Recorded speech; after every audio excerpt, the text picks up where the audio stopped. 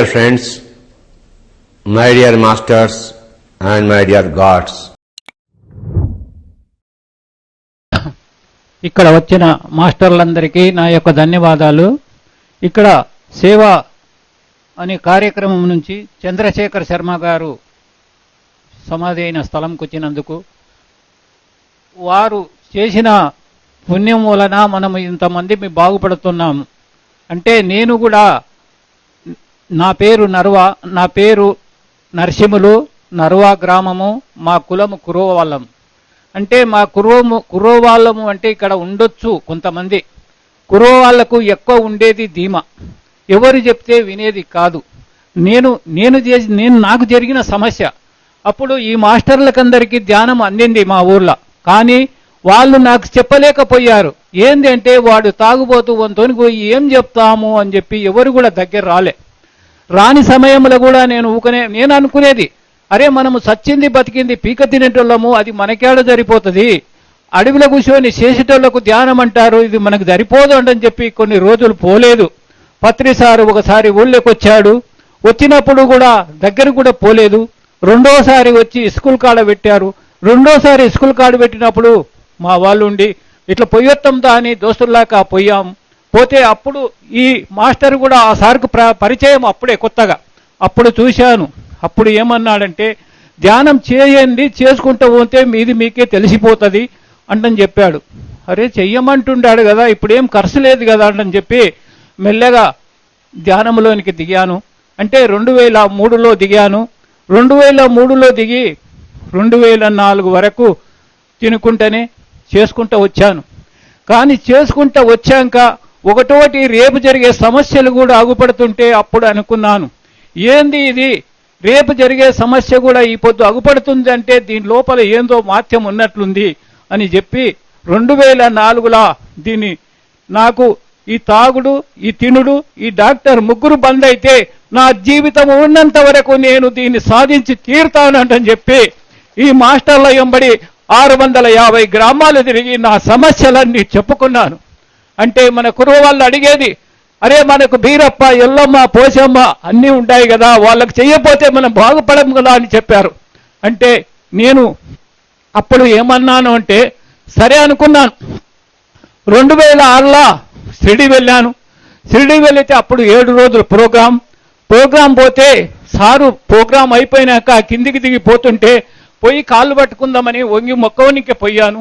వంగి మొక్కనికే పోతే తన మోకాలుతో నా పనకు పెట్టి గుద్దినప్పుడు అట్లే వంగబడి ఉంటాను కదా, ఎలకలు పడ్డాను.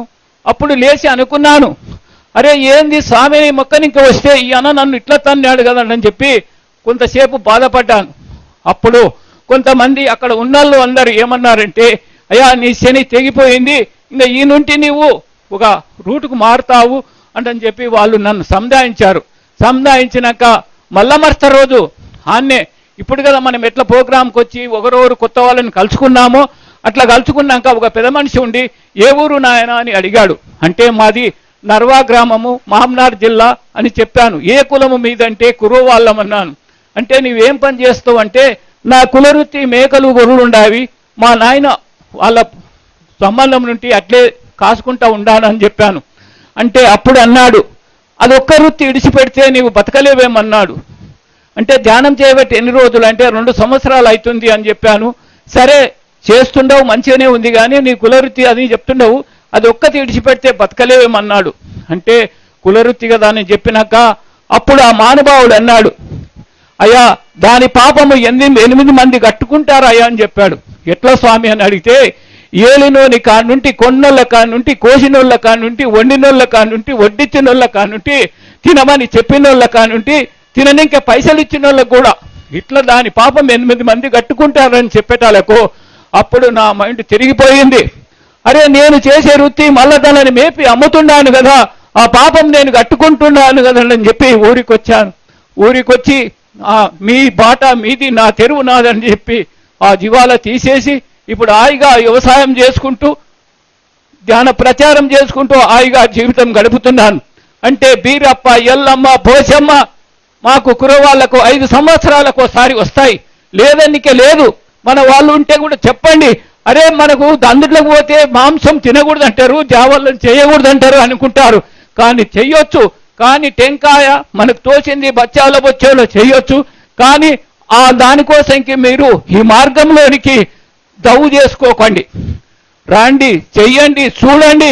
ఇప్పుడు మా వాళ్ళు అంటారు, అరే నా పరిస్థితి అప్పుడు ఎట్లా ఉండదు, నేను ఒక పూట ఉండి ఒక పూట లేనట్లా తిరిగినోన్ని ఇప్పుడు ఏ రకంగా మారింది తెలిసి కొంతమంది ఊళ్ళో అనుకుంటారు, అరే ఈయనకేమో దొరికింది ఇప్పుడు ఈ రకంగా తయారయ్యాడు అనుకున్నాడు. కానీ నాకు ఏమి దొరకలేదు, నాకు ధ్యానం అనే విద్య దొరికింది, దాని నుండి నేను బాగుపడ్డాను. అందుకోసంకే వాళ్ళు చేసింది తప్పు కాదు, మనందరి కోసమే వాళ్ళు అవతారం ఎత్తి ఇంత దవ్వు చేసి సుభాష్ పత్రిజీ కూడా ఈ భూమిని ఉద్ధరించడానికి వచ్చి 35 సంవత్సరాలు మర్చిపోయి భార్య పిల్లలను జీతం విడిచిపెట్టి లాస్ట్ టైంలో తీసుకున్నాడు. అంటే వాళ్ళు సామాన్యంగా రాలేదు, మనందరిని ఉద్ధరించడానికే వచ్చారు. ఇప్పుడు ఒకటి ఇలా మంత్రాలయం, ఇది సెకండ్ మంత్రాలయం, నందవరం, బనగానిపల్లె, ఈ 4 పుణ్యక్షేత్రాలు మీకు అదృష్టంగా భావిస్తున్నాను. మీరందరూ దీన్ని ప్రస్తుతంగా మంచిగా చేసుకొని మీరందరికీ చెప్పండి, ధ్యానం చెయ్యండి, చేసి చూస్తేనే తెలుస్తుంది. నేను మస్తు చెప్తాను, మీరు అనుకుంటారు ఆయన మస్తు చెప్తాడు ఆయనకేమంటారు, కానీ ఆ పండును కూడా మీరు తింటి చూస్తే దాని రుచి తెలుస్తుంది. అందుకోసంకే మీరు ధ్యానం చేయండి, అందరూ ఆనందంగా ఉండండి. ఇప్పుడు నా ఇంటి పైన చిన్నది, ఇప్పుడు ఆ ఇంటి ముందర ఉన్నట్లు పిరమిడ్ కూడా కట్టుకున్నాను, హాయిగా జీవితం గడుపుతున్నాను. మీ అందరికీ నా హృదయపూర్వక ధన్యవాదాలు. ధ్యానం చెయ్యండి, శాకారులుగా మారండి, ధ్యాన ప్రచారం చెయ్యండి.